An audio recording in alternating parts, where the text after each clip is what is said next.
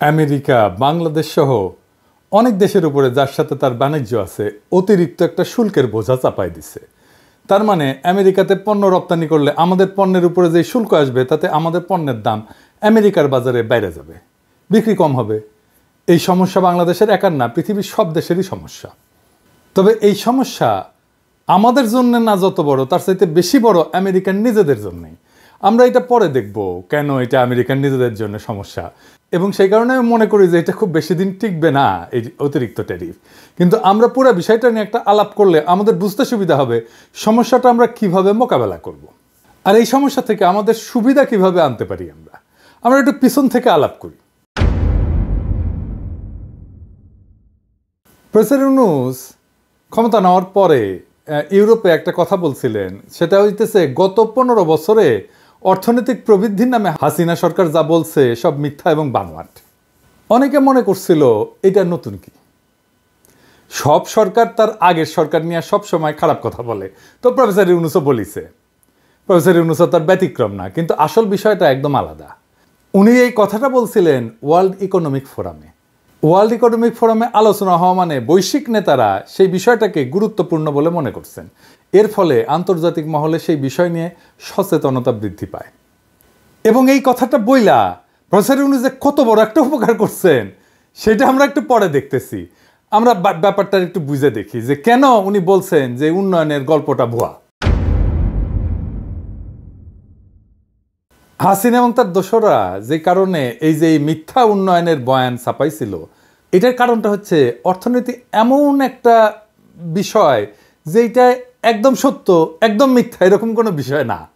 তাই এমন একটা বিজ্ঞান বা দর্শন যেটা দিয়া আসলে সীমিত রিসোর্স কিভাবে ব্যবহার করলে মানুষের এবং দেশের আনলিমিটেড প্রয়োজন মেটানো যায়, সেইটাই হইতেছে অর্থনীতি। অর্থনীতির একটা ফ্লেক্সিবিলিটি আছে। হাসিনার অর্থনীতির এই ফ্লেক্সিবিলিটির সুযোগ নিয়ে একটা বয়ান তৈরি করছিল যে 2026 সালে দেশটা একটা মধ্যম আয়ের দেশে উন্নীত হবে।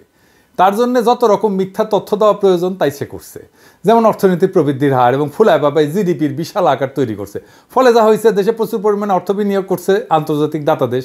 হাসিনার তার দোসররা বেশিরভাগ লুট করে পাচার করছে, আর ঋণের বিশাল বোঝা চাপাই দিছে জনগণের মাথায়।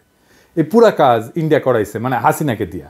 যার কারণে দেখবেন ইন্ডিয়ার অনেক বড় বড় প্রতিশ্রুতি সত্ত্বেও শেষ পর্যন্ত চায়নার কাছে যে হাত পাতিছিল হাসিনা পলানোর আগে। কিন্তু চায়না ততদিনে বুঝে গেছিল যে এর মধ্যে শুভঙ্করের ফাঁকি আছে। তাহলে 2026-এর গুরুত্ব কোথায়? প্রফেসর ইউনূস কিভাবে দেশকে রক্ষা করতে চাইছেন, ওই যে ওয়ার্ল্ড ইকোনমিক ফোরামে যে কথাটা বলে আসছিলেন সেইটা একটু মিলাই দেখি। এবার 2026-এ আমরা স্বল্প আয়ের দেশ থেকে মধ্যম আয়ের দেশ হইলে দুইটা ঘটনা ঘটবে। এক, আন্তর্জাতিক দাতা সংস্থা আমাদের দেশে অর্থের বরাদ্দ কমাই দেবে, তাতে 4 কোটি মানুষের জীবনযাত্রার মান বিপন্ন হবে। সরকার এইসব মানুষের জন্য বরাদ্দ যে ভাতা দিত সেটা দিতে হিমশিম খাবে। সামগ্রিকভাবে অবকাঠামো উন্নয়ন মারাত্মকভাবে বাধাগ্রস্ত হবে। সরকার একটা বড় ধরনের চাপের মুখে পড়বে। আর ইন্ডিয়া একটা সুবিধাজনক অবস্থানে থাকবে, কারণ সে তার মতো ব্ল্যাকমেল করতে পারবে। এই জন্যই প্রফেসর ইউনূসের সাম্প্রতিক চায়না সফরের সাফল্য দেশের জন্য খুব গুরুত্বপূর্ণ ছিল, বাংলাদেশের কাউন্টার ব্যালেন্স করার জন্যে, যেন ইন্ডিয়া ওই সময়কার সুবিধাটা না নিতে পারে। আর 2 নম্বর হচ্ছে মধ্যমায়ের দেশ হইলে ইউরোপিয়ান ইউনিয়নে আমাদের গার্মেন্টসের রপ্তানি একটা বড় ঝুঁকির মধ্যে পড়বে। আর এই সময় সবচেয়ে বেশি লাভ হবে ইন্ডিয়ার। কেন? এটা বুঝাই বলি। ইউরোপিয়ান ইউনিয়ন আমাদের গার্মেন্টসের সবচেয়ে বড় বাজার। উৎপাদিত পণ্যের প্রায় 51% ওরা কেনে। 2026-এর পর থেকে এইসব পণ্যের উপরে শুল্ক আরোপিত হবে, ওই যে হাসিনার স্বল্পোন্নত দেশে যাওয়ার জন্যে। এই অল্প সময়ের মধ্যে আমরা কি আন্তর্জাতিক বাজারে প্রতিযোগিতার সক্ষমতা অর্জন করতে পারবো? যদি না পারি তাহলে বাজার হারাবো ইন্ডিয়া আর ভিয়েতনামের কাছে। ইন্ডিয়া সেজন্য খুব খুশি। এর ফলে আমাদের যে রিজার্ভ, বৈদেশিক মুদ্রার যে রিজার্ভ, এর উপরে চাপ বাড়বে। আর সবচেয়ে খারাপ বিষয় হচ্ছে হাসিনা যে ঋণটা করে গেছে সেটা তো আমাদের শোধ করতে হবে। সেই শোধটা আমরা ভালোভাবে হয়তো করতে পারবো না। আন্তর্জাতিক বিনিয়োগ হুমকির মুখে পড়বে। সামগ্রিকভাবে অর্থনীতি ভেঙে পড়ার একটা সম্ভাবনা আছে। এইরকম একটা সময় বিএনপি ক্ষমতা নিতে যাইতেছে, কিরকম বেকুব দেখেন। যাই হোক, ইউরোপিয়ান ইউনিয়নের আরেকটা স্কিম আছে স্বল্পোন্নত দেশগুলোর জন্য, স্পেসিফিক্যালি গার্মেন্টসের জন্য। সেটা হইলো বর্তমানে আমরা বিদেশ থেকে কাপড় আমদানি করিয়া দেশে প্রক্রিয়াজাত করিয়া গার্মেন্টস রপ্তানি করতে পারি শুল্কমুক্তভাবে। এই সুবিধা থাকবে না। অর্থাৎ কাঁচামাল থেকে সুতা, তারপর সুতা থেকে কাপড় তৈরি করতে হবে, সেই কাপড় থেকে প্রক্রিয়াজাত করে শুল্ক সহ গার্মেন্টস রপ্তানি করতে হবে। এই জন্যে বড় বড় ফ্যাক্টরি ছাড়া মাঝারি ফ্যাক্টরিগুলো নাই হয়ে যাবে, ছোট ফ্যাক্টরিগুলো। অল্প সময় আমরা এই সক্ষমতা অর্জন করব না যে আমাদের পণ্যের দাম বাড়বে কিন্তু আমরা প্রতিযোগিতামূলক থাকব। ব্যাংকগুলো বিপদে পড়বে, লক্ষ লক্ষ মা বোনেরা বেকার হয়ে যাবে, তাদের উপরে নির্ভর করে তাদের পরিবার। হাসিনার লোভ, নির্বুদ্ধিতা আর তার পরিকল্পিত দুঃশাসনের ফল আমাদের এইভাবে ভোগ করতে হবে। তারপরে অনেকে বলে আগেই ভালো ছিলাম, কি দুর্ভাগ্য আমাদের। অন্যদিকে প্রফেসর ইউনূস একজন পণ্ডিত ব্যক্তি, ভিশনারি নেতা এবং কল্যাণকামী মানুষ। উনি চেষ্টা করছেন যেন দেশের মানুষ এই বিপদের হাত থেকে রক্ষা পায়। যদি পারেন তাহলে উনি একমাত্র পারবেন, অথচ আমরা এতই নির্বোধ যে দাঁত থাকতে দাঁতের মর্যাদা বুঝতে পারতেছি না। উনারে কত তাড়াতাড়ি ইন্ডিয়ার প্রেসক্রিপশনে হটাই দিতে পারি, মানে উনারা হটাই দিলে ইন্ডিয়ার যে কত লাভ, হ্যাঁ হিসাব করা যাবে না। এখন তাহলে দেখি এই যে আর একজনের পাশে আঙ্গুল দেওয়া ইন্ডিয়ার, এর ভবিষ্যৎটা কি, এটা একটু দেখেন। ভারতের প্রধানমন্ত্রী নরেন্দ্র মোদীকে বন্ধু হিসেবে পরিচয় করিয়ে দিয়েছিলেন মার্কিন প্রেসিডেন্ট ডোনাল্ড ট্রাম্প। সে গল্প প্রায়ই তুলে ধরেন মোদী ও তার কর্মী সমর্থকরা। তবে বন্ধুত্বের গল্প ধোপে টিকল না এবার। ভারতীয় পণ্যের উপর শুল্ক বসাতে তিল পরিমাণ ছাড় দেননি ট্রাম্প। ভারতের অন্যায্য শুল্ক নীতির কড়া সমালোচনা করে দেশটির পণ্যের উপর প্রতিশোধমূলক শুল্ক আরোপের ঘোষণা দিয়েছেন তিনি।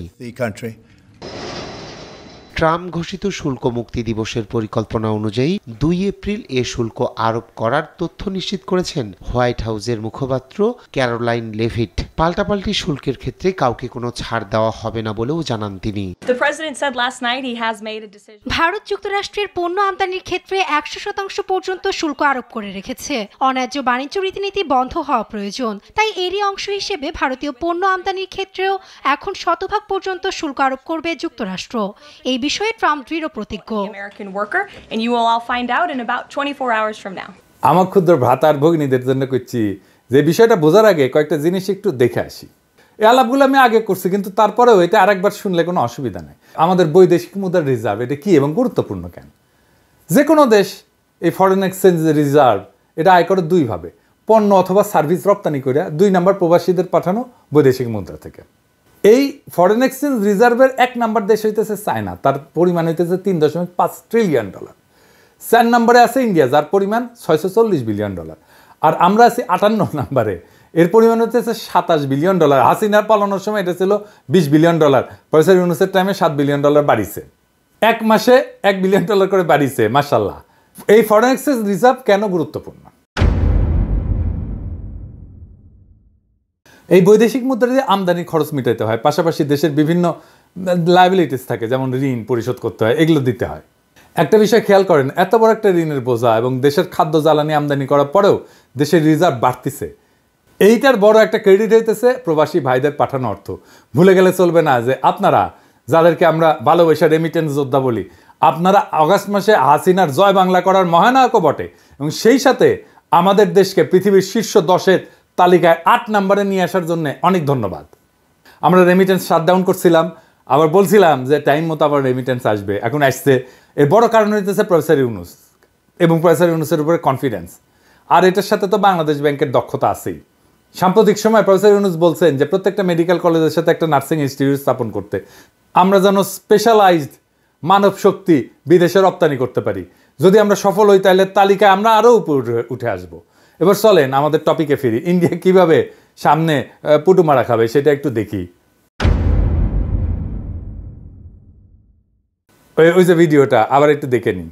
ভারতের প্রধানমন্ত্রী নরেন্দ্র মোদীকে বন্ধু হিসেবে পরিচয় করিয়ে দিয়েছিলেন মার্কিন প্রেসিডেন্ট ডোনাল্ড ট্রাম্প। সে গল্প প্রায়ই তুলে ধরেন মোদী ও তার কর্মী সমর্থকরা। তবে বন্ধুত্বের গল্প ধোপে টিকল না এবার। ভারতীয় পণ্যের উপর শুল্ক বসাতে তিল পরিমাণ ছাড় দেননি ট্রাম্প।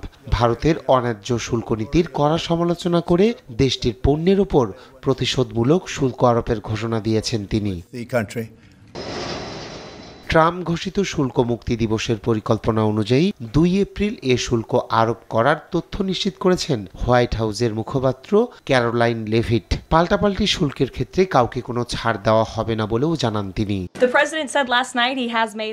ভারত যুক্তরাষ্ট্রের পণ্য আমদানির ক্ষেত্রে 100% পর্যন্ত শুল্ক আরোপ করে রেখেছে। অন্যায্য বাণিজ্য রীতিনীতি বন্ধ হওয়া প্রয়োজন, তাই এরই অংশ হিসেবে ভারতীয় পণ্য আমদানির ক্ষেত্রেও এখন 100% পর্যন্ত শুল্ক আরোপ করবে যুক্তরাষ্ট্র। এই বিষয়ে ট্রাম্প দৃঢ় প্রতিজ্ঞ। এইভাবে আমেরিকা বাস করবে সামনে। 100% ট্যারিফ বসালে কিভাবে ইন্ডিয়া মারা খাবে? 2023-24 সালে ইন্ডিয়া পণ্য রপ্তানি করছিল $441 বিলিয়ন, যার মধ্যে 20% ছিল আমেরিকার বাজারে, যার পরিমাণ $85 বিলিয়ন।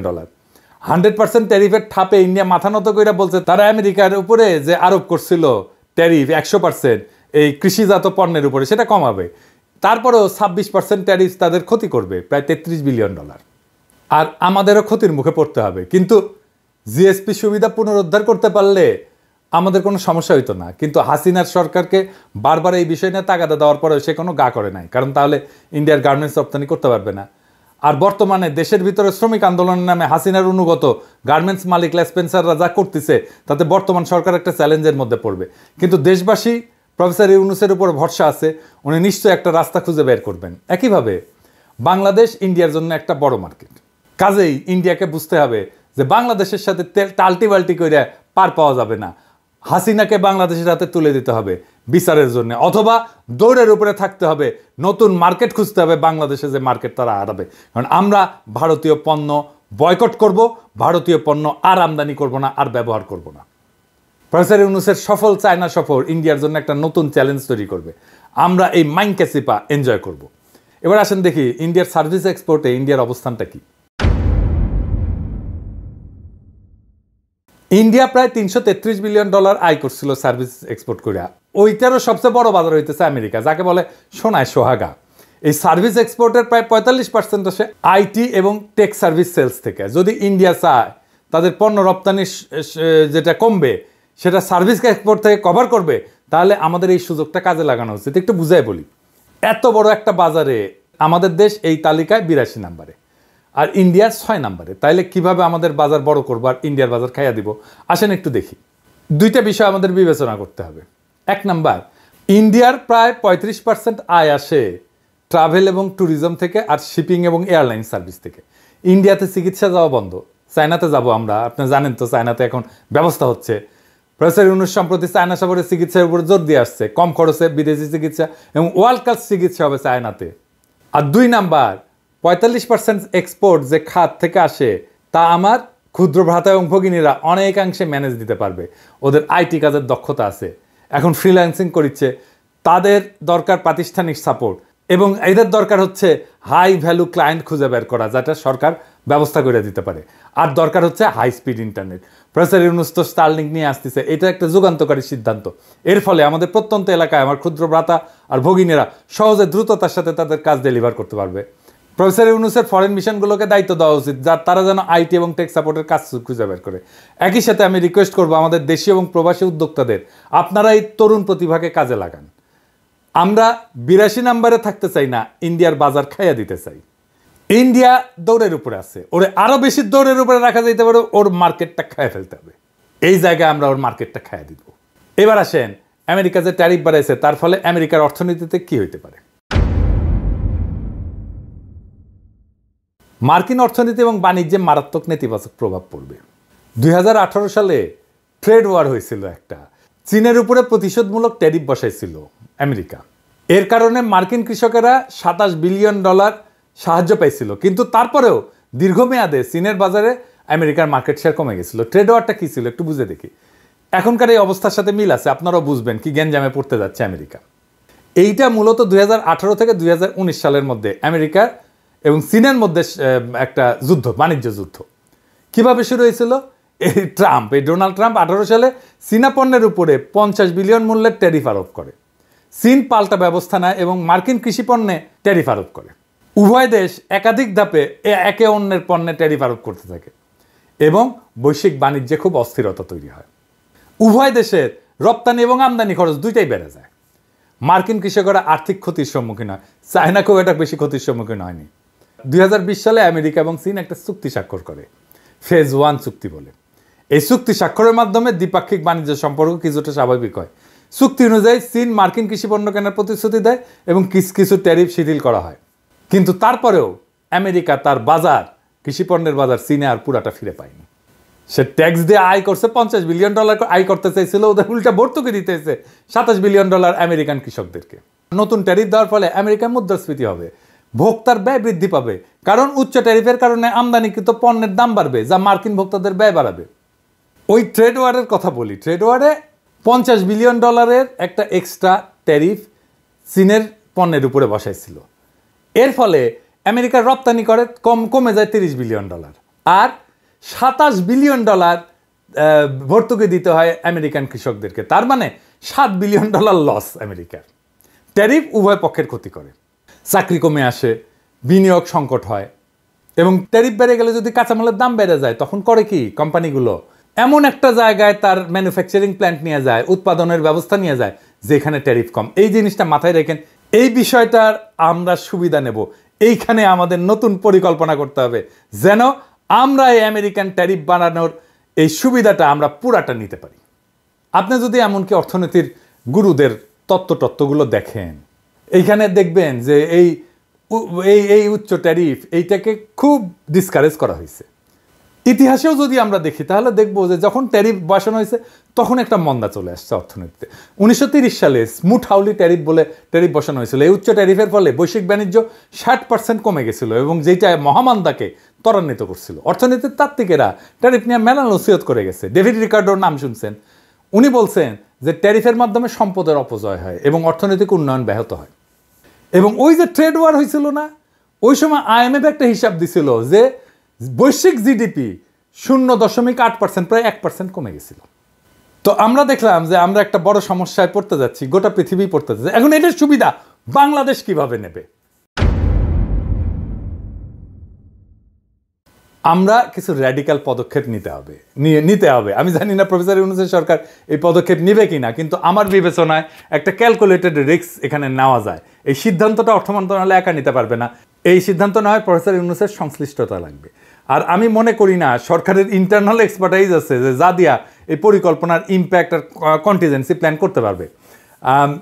এইটা কিভাবে করা যাবে সেটা আমি পরে বলতেছি, আগে পরিকল্পনাটা শোনেন কিভাবে আমরা এই আমেরিকান ট্যারিফের সুবিধা কাজে লাগায় বাংলাদেশের ইকোনমিকে চাঙ্গা করে দিতে পারি। বাংলাদেশ কাঁচামাল আমদানিতে এবং সব ধরনের রপ্তানিতে ট্যারিফ শূন্য করে দেবে, একদম শূন্য, জিরো ট্যারিফ। এর ফলে কি হবে? স্থানীয় উৎপাদন শিল্প শক্তিশালী হবে, কারণ কাঁচামাল সস্তায় আমদানি করা গেলে উৎপাদন খরচ কমবে।